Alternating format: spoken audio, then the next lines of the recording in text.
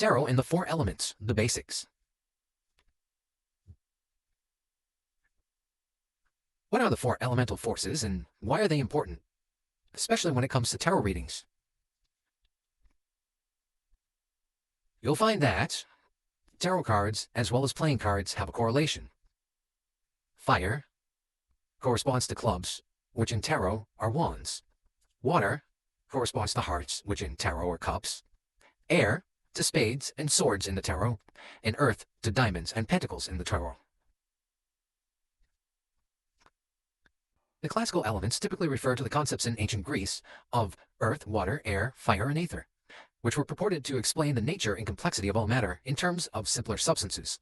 A little note on ether, that also is considered the fifth element of spirit, akasha, the void. There's a lot of different things, but for right now, we're working on the number 4, the 4 elements, and the building blocks of this classification system. Ancient cultures, Egypt, Babylonia, Japan, Tibet, and India all had similar types of classification systems, sometimes referring to air in local languages as wind. What they are is a basic classification system based on the type of expression or form a thing or action takes. Thus, if we say a thing is fiery or energetic, it belongs to the fire classification. But if it is unmoving or solid, it belongs to the earth classification, and so on with water and air. The 4 states of matter are similar to the 4 elements in the way that they act. In physics, a state of matter is one of the distinct forms that matter takes on. The 4 states of matter are observable in everyday life: solid, liquid, gas, and plasma. And you'll see throughout history wood carvings, you'll see Aristotle's explanation of the elements. You'll see how the elements actually work in the same way that the 4 states of matter work. And you'll see it used in religions and cultures all around the world. 4 states of matter, 4 elements. The elements would be the things, and the states of matter would be how the things are acted upon, or how they act upon other things or each other. Now, when we talk about the tarot cards, we talk about wands being fire, and it's expressive and active. In a reading, it talks about someone's will, drive, effort, inspiration, motivation. And when these cards come out, there's an act, there's energy to it, there's a push, there's an urgency. Water, on the other hand, is receptive, and it's neutral. It's moved around by to and fro like the oceans. The capacity to receive love and to care for others through emotional equilibrium and compassion is usually what we're speaking about when we draw a card and it's in the cups. Air is expressive and neutral. It's like passive observation, critical thinking, reason, wit, communication. The thing about air, and I like to remember, is that you got to keep an open mind, being open to experiences. Air is the element that deals with thinking, thought, technology, and that kind of thing. But it also deals with conflicts. We have terms like the winds of change and it's about ideas that many times conflict, and that's why air is usually represented by a sword, because it's about being direct and disciplined and controlling of your speech and your thoughts, that kind of thing. Earth, receptive and passive, steady, enduring, protective, nurturing, and physical. Anything that has to do with earth usually tends to do with work. Work, money, things you have to do. You have to act when you get an earth card, or it talks about an action that is actually happening. All right, now when we get to the 4 elemental parts of the human, we see that fire is the spiritual will, water is the compassionate soul, air is the open mind, and earth is the physical body and the senses that we use every day: see, hear, taste, touch, smell. Now we take these and we put them into the tarot.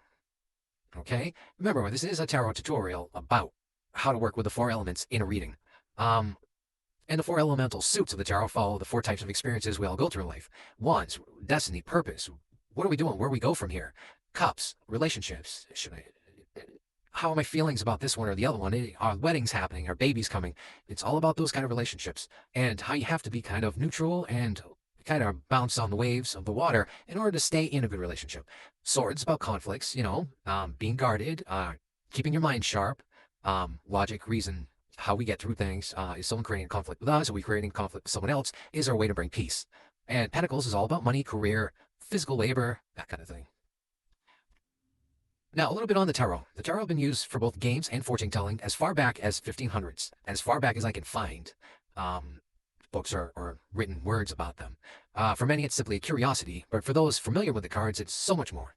Within the deck of 78 cards, one can find a combination of pip cards, court cards, and major arcana cards that eerily mirror through their images and defining characteristics, everyday situations, and hurdles.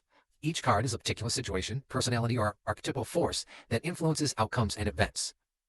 When I read cards for someone, I depend on Carl Gustav Jung's ideas on synchronicity and meaningful coincidence.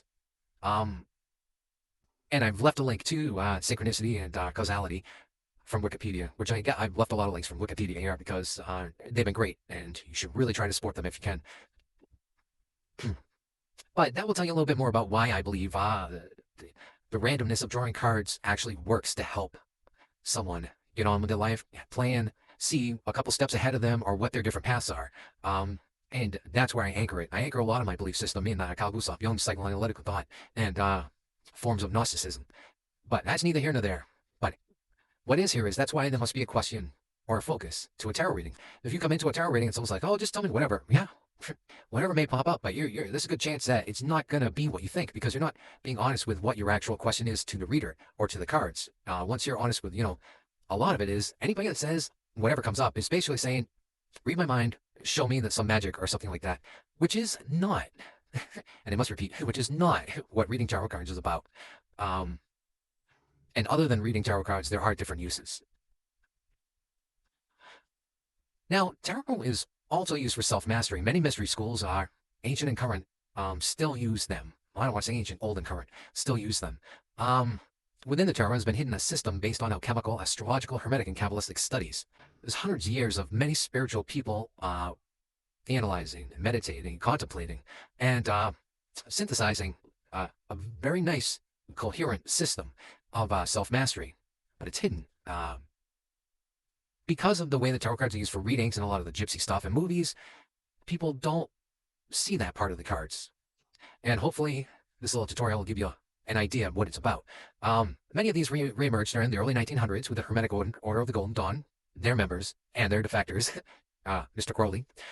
What they did was to painstakingly create a hybrid philosophy based on science and the common threads from varying mystery religions of both the East and West. From this, they either adapted or came up with rites and rituals that acted as psychodramas to illuminate the initiate's consciousness in ways that would progress them along the spiritual path towards self-knowledge and mastery. A path that ends in the realization that we are all children of the same God and that we have more power and potential than the uninitiated realize. It's a really powerful system. Now, I'd be amiss to not mention the 4 Jungian functions and how they associate with the elements. Jung came up with the 4 functions of thinking, feeling, sensation, and intuition as far as what is our main function? I mean, are we always thinking about things, or we're always feeling things? How do we take in and process information? Now, people that are mainly thinkers will tend to get more air element swords cards, and according to Jung, thinking is that psychological function which, in accordance with its own laws, brings given presentations into conceptual connection. Wow, I think that's pretty deep and kind of hard to really wrap your brain around, but basically, thinking is thinking. Everybody knows what it is when they're thinking. Everybody knows someone that thinks way too much. Okay, and there's feeling. As people that tend to be really emotional, or loving, or caring, or whatnot. That's the water element. And Jung defined feeling as primarily a process that takes place between the ego and a given content, a process. Moreover, that imparts to the content a definite value in the sense of acceptance or rejection. Huh? Okay.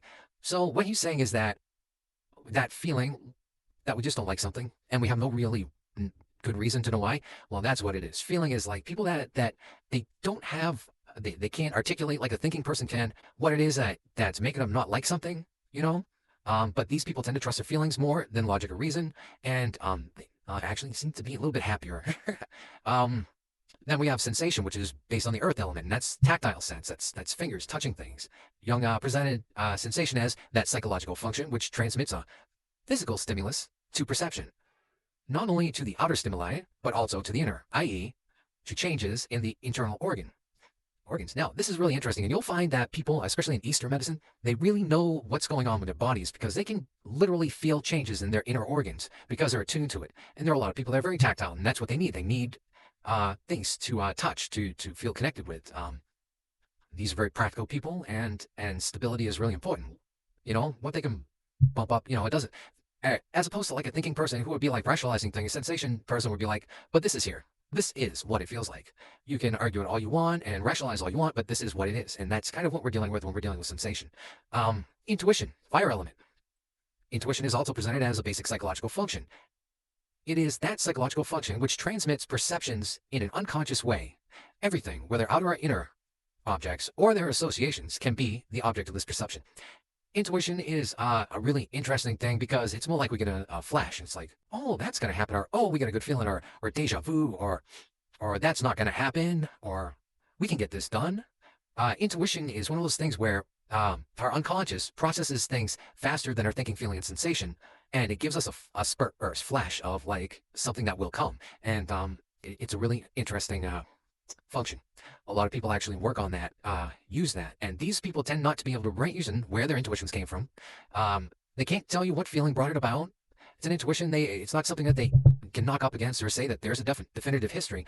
But what it is it's like the subconscious spitting out an answer that we didn't even know we had asked, or that we had asked a while ago, and our subconscious finally put it together based on everything that's in that huge database of our lives and spit it out into something that actually is practical and real.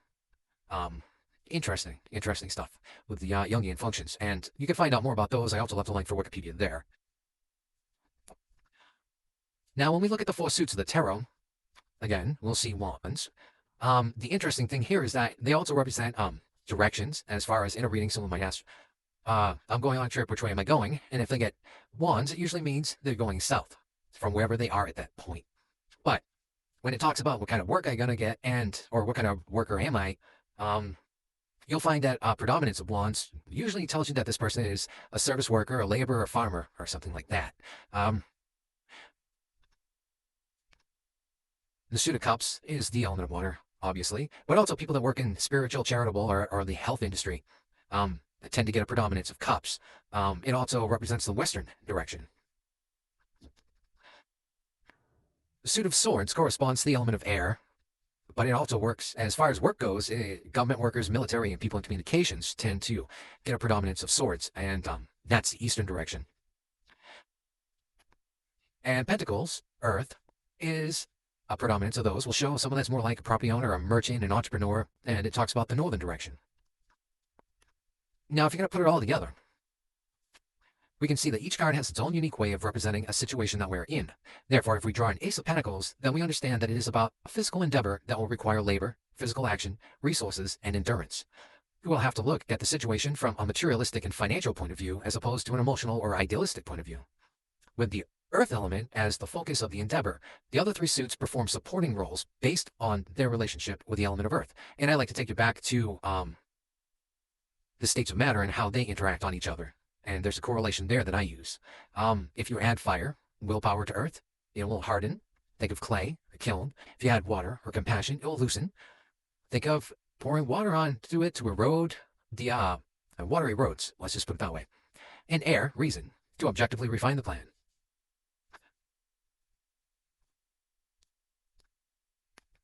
This has been a basic lesson on the 4 elements in relation to the tarot and its practical application beyond tarot readings. If you enjoyed this, then remember to like it, and sharing is caring. You can also find me on Facebook at Bobby the Druid. You can find me for readings at Readings by Robert, or you can check out my merchandise at Bobby the Druid's Den, all on Facebook. Thanks for watching.